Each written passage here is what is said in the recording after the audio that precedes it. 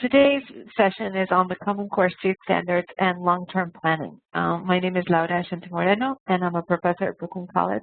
And today I'm going to talk about how teachers can use the ELA for their students. So what do we have in store today?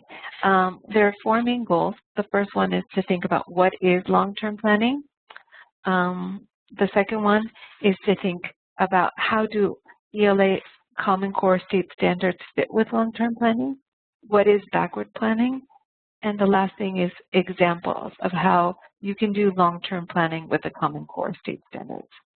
So what is long-term planning? And I said this during the live webinar, and I think it really was true for me, is that after a couple years of being a first year or new teacher, I realized that one of the things that was holding me back was my planning. I used to plan day to day, then week to week, but I was doing kind of short-term planning rather than long-term planning.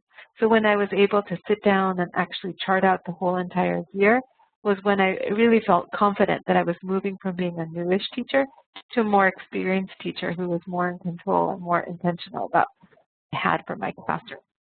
So long-term planning is the development of year-long objectives and units. And what is, I think, most important about this long-term planning is that you're planning for understanding and thinking skills. And I'll talk more about this later.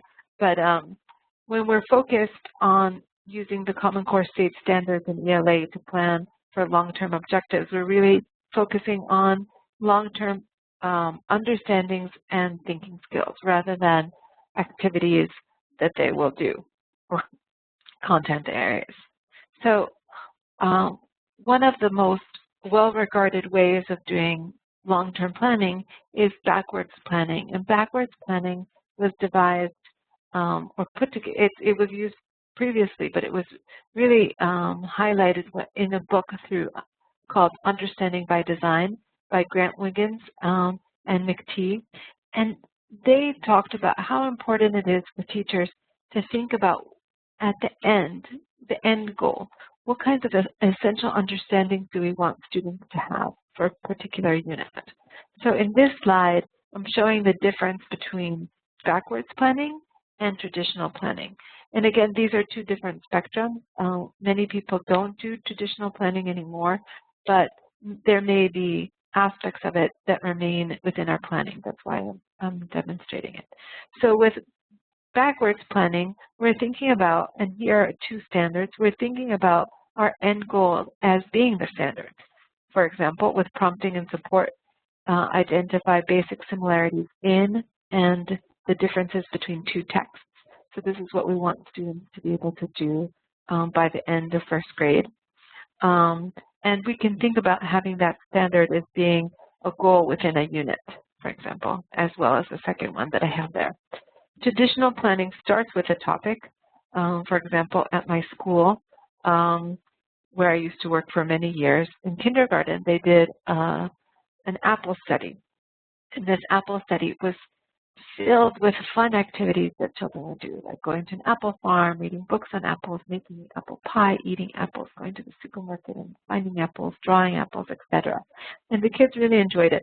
But they were just activities that were strung together. There was assurance that these activities would lead the attainment of thinking and thinking skills as supported by the Common Core Standards. We can still do these types of activities as long as they build up towards standard-based thinking. So what are the advantages of backward planning?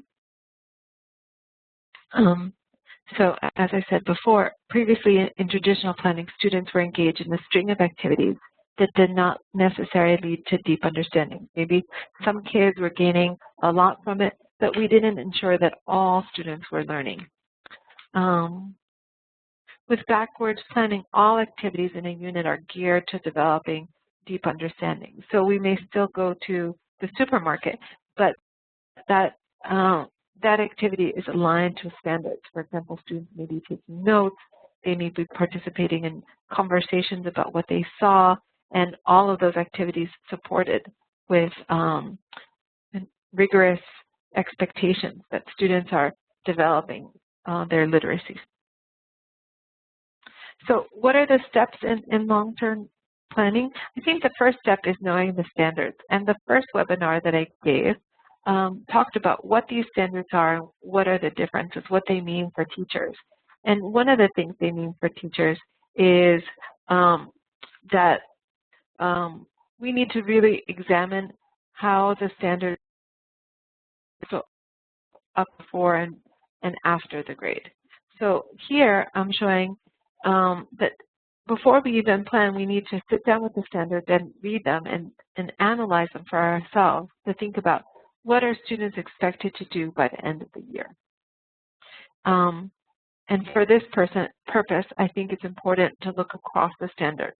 So for example, I'm going to give the example of looking at first grade, of reading across first grade. What are students doing in first grade in reading literature? What are first grade students doing in terms of informational text, in terms of listening and speaking and writing? So here's an example of analyzing them. So given that I gave that example of the apples, let's say we're working with first graders on a unit on apples. So it's a social studies based unit. So what I would look for here, I took out the Common Core standards for reading information. So here are the key ideas and details. Research to build and present knowledge. Here's writing for information. And the last is from speaking and listening, comprehension and collaboration. So I took these out as potential standards that would support that social studies curriculum and help students further their literacy. So now the next step is, once we have a list like this, it's really hard to kind of pick out information and understand what this really means. So what I've done is show you how I can read through each of these kind of group of standards and translate them for myself. So those cluster of 3 standards, key ideas, and details basically means that first grade students are developing the ability to ask questions, identify the main topic of a text, compare information in a text in order to understand key ideas and details. So when we translate this to our apple study, for example, what we could do is, if we have books on apples and farms, kids could read that with support from the teacher. The teacher could take notes while they're reading out loud with the assistance of students, and then compare that to their experience of going to a supermarket or going to a farm. So you can see that the Apple study is elevated, where students are really developing their analytical and literacy skills. Because instead of being an isolated event, like, oh, we're going to the supermarket, and kids say, oh, look, I see apples, I see green, I see orange, well, they're not orange, yellow apples.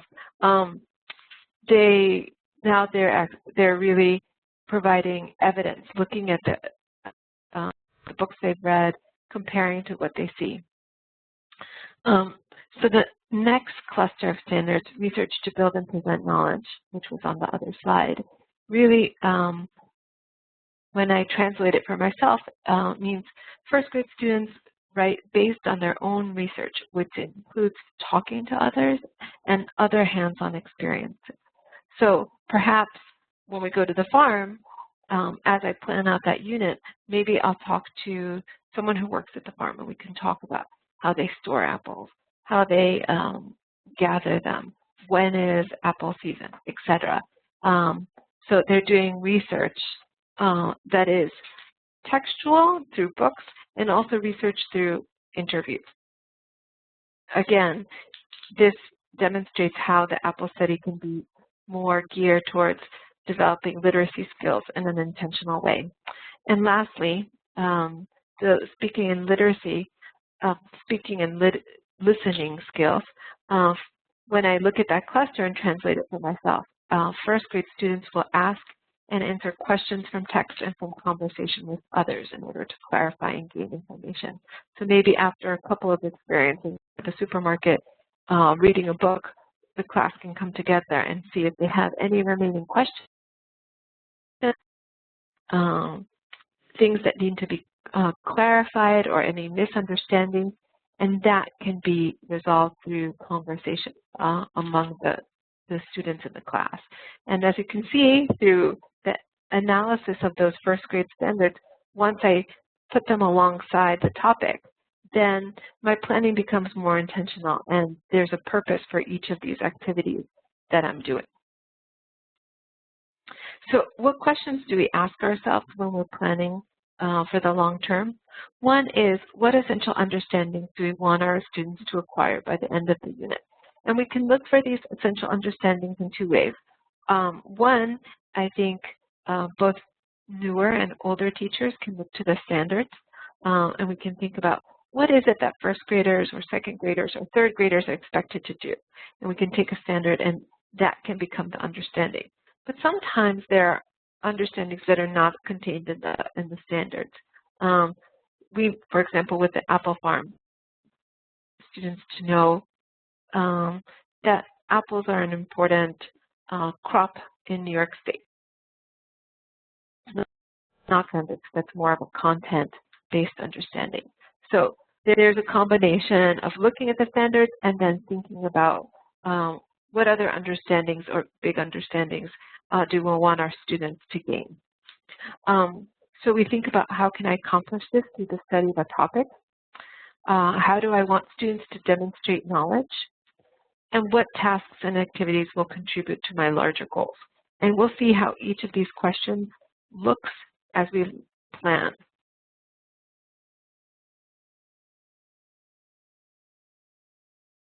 So here's an example of planning in ELA.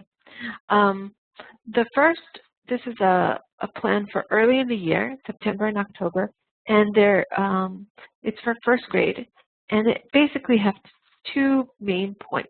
One is, what are the habits of good readers and what are story elements? That's the topic. So one of the first questions we had was, what essential questions and enduring understandings do I want my students to take away? So this second column, that's where we write that. So the first isn't an understanding. We want students by the end of this unit to understand that readers improve their comprehension by identifying and understanding elements of a story text. So if I know who the characters are and I know what the setting is, that helps me understand the book rather than if I don't, right? If I don't know when it took place, etc. One essential questions for this unit, and this is a shortened version, but I wanted to give you an example of how it looks. What habits and goals do great readers have, and how does it help their reading? One of the hallmarks of essential questions is that they can be answered differently by different people. So they're open-ended questions. It's not a closed question that you can find an answer to easily. For example, if I asked in regard to the ocean, how many zones does the ocean have? That's a question that can be answered if you read about ocean zones within 1 minute, right? But a question like this is open-ended. We can ask many different people. People can have different habits that help them differently than not. Some people like to read in silence. Some people like to read in parks. People have different preferences. So it allows the students to then gather all this evidence and then be able to discuss it and see what. The third column are the standards.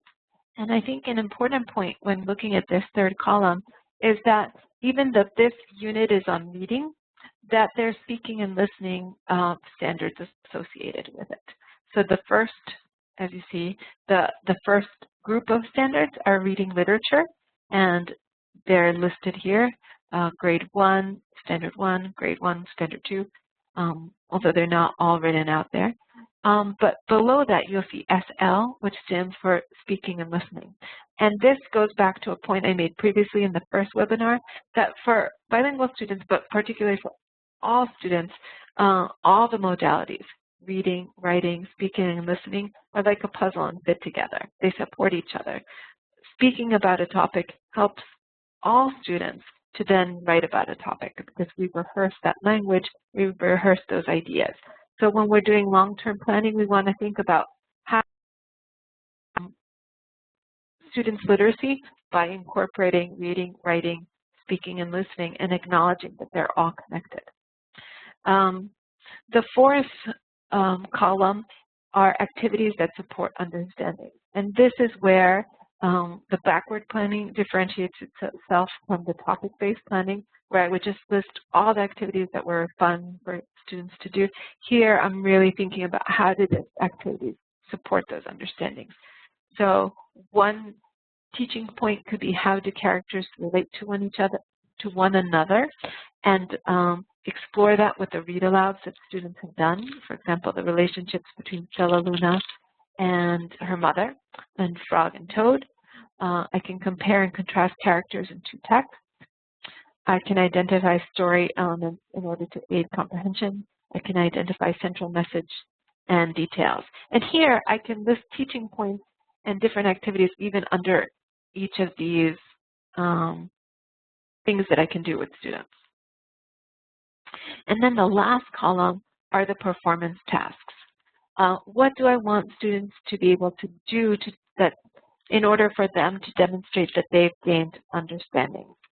So these performance tasks are like culminating experiences.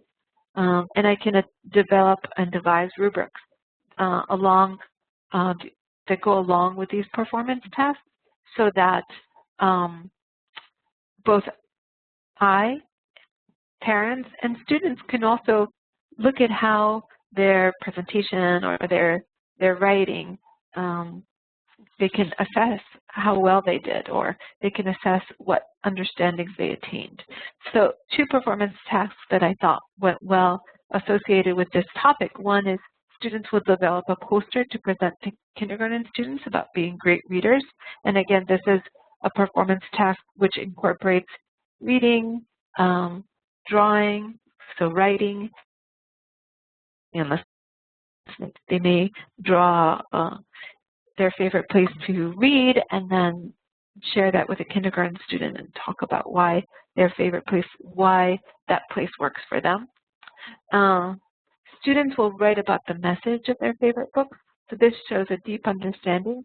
So for example, with Stella Luna, the message is you can find family within different families, for example. That's really complex, but kids can begin to talk about what happened in the book and then what it means for them. And that's really an important step for kids becoming more and more rigorous about analyzing what they read and speaking for their own unique vision of a book. So this is how we plan a unit. There can be other columns according to the students you have and your preferences. I think what's more important than the planning template are the planning questions for teachers to sit down with the standards and think, what makes sense for my students? An important point about the standards is they tell us where we want the students to go, but they don't tell teachers how to do it. That's where teachers become designers and start thinking about how is this going to work for me and for my students. Here's a very brief version of a year-long curriculum plan. And again, I didn't include the whole year and I didn't include all the details. It's very basic, just to give you a sense of how that looks. So the first column is the time frame. The second column is the unit. And then the third column are essential understanding and essential questions and enduring understanding.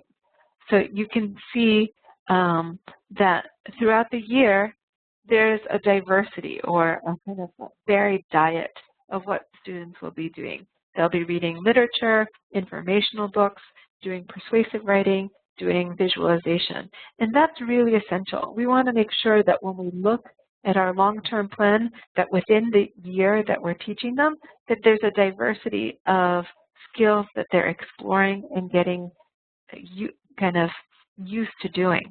And then when we put year-long plans side by side from different grades, kindergarten, first grade, second grade, we want to make sure that when we look at them, that students are not repeating what they did from grade to grade, but rather building on the skills that they saw previously.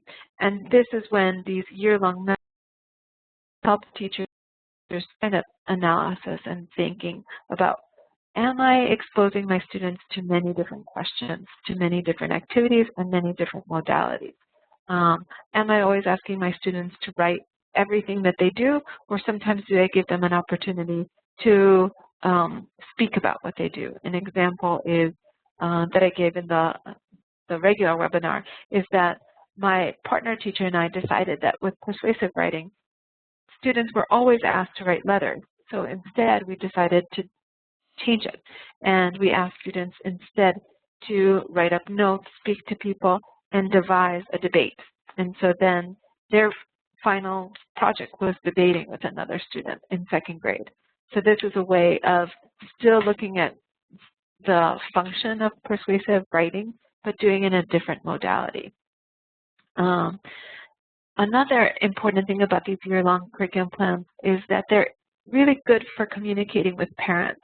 And the way of sharing with parents at the beginning of the year, this is what we're doing. This is how you can support your child as well. Because in September and October, if you read and ask your child questions about the characters, the setting, the time, that will support the curriculum that's happening in class. So as you think about year-long planning, I know it's really difficult to do alone. It's important to think about who can be your partner in year-long planning.